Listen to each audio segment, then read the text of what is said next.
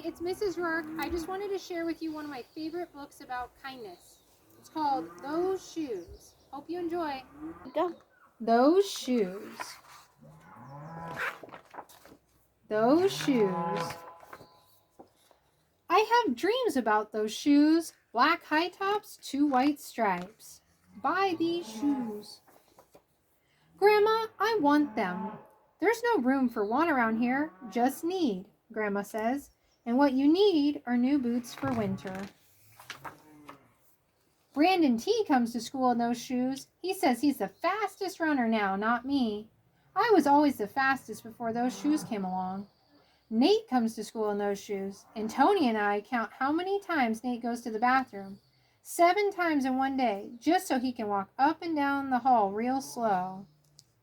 Next, Alan, Jacoby, and Terrence each get a pair.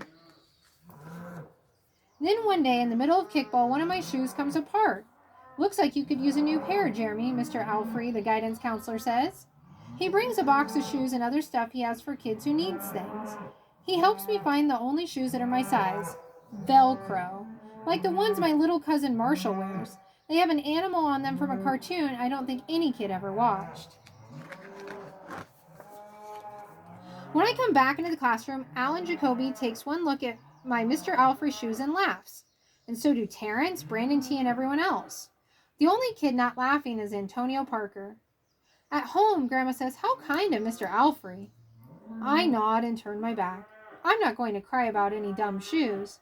But when I'm writing my spelling words later, every word looks like the word shoes, and my grip is so tight on my pencil, I think it might bust. On Saturday, Grandma says, "Let's check out those shoes you're wanting so much. I got a little bit of money set aside. Maybe enough. You never know." At the shoe store, Grandma turns those shoes over so she can check the price. When she sees it, she sits down heavy. "Maybe they wrote it down wrong," I say. Grandma shakes her head. Then I remember the thrift shops. What if there's a rich kid who outgrew his or got 2 pairs for Christmas and had to give one of them away? We ride the bus to the first thrift shop. Black cowboy boots, pink slippers, sandals, high heels, every kind of shoes except the ones I want. We ride the bus to the second thrift shop. Not a pair of those shoes in sight. Around the corner is the third thrift shop. I see something in the window. Rerun thrift shop. Black shoes with 2 white stripes, high tops, perfect shape, $2.50. Those shoes.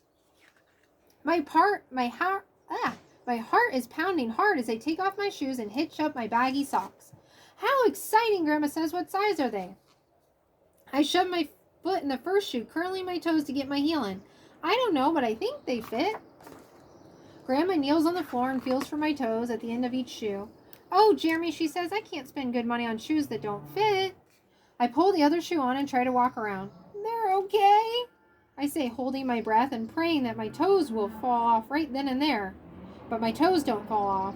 I buy them anyway with my own money, and I squeeze them on and limp to the bus stop. At home, a few days later, Grandma puts a new pair of snow boots in my closet and doesn't say a word about my 2 big feet shuffling around in my 2 small shoes. "Sometimes shoes stretch," I say. Grandma gives me a hug. I check every day, but those shoes don't stretch. I have to wear my Mr. Alfrey's to school instead. One day during math, I glance at Antonio's shoes. One of them is taped up, and his feet look smaller than mine. After school, I head to the park to think. Antonio's there, the only kid who didn't laugh at my Mr. Alfrey shoes. We shoot baskets. A loose piece of tape on Anthony's shoes smacks the concrete every time he jumps. I think, I'm not going to do it. We leap off the swings. I'm not going to do it. We race from one end of the playground to the other. I'm not going to do it, I say. "Do what?" Antonio says, breathing hard. Grandma calls me for supper and invites Antonio over too.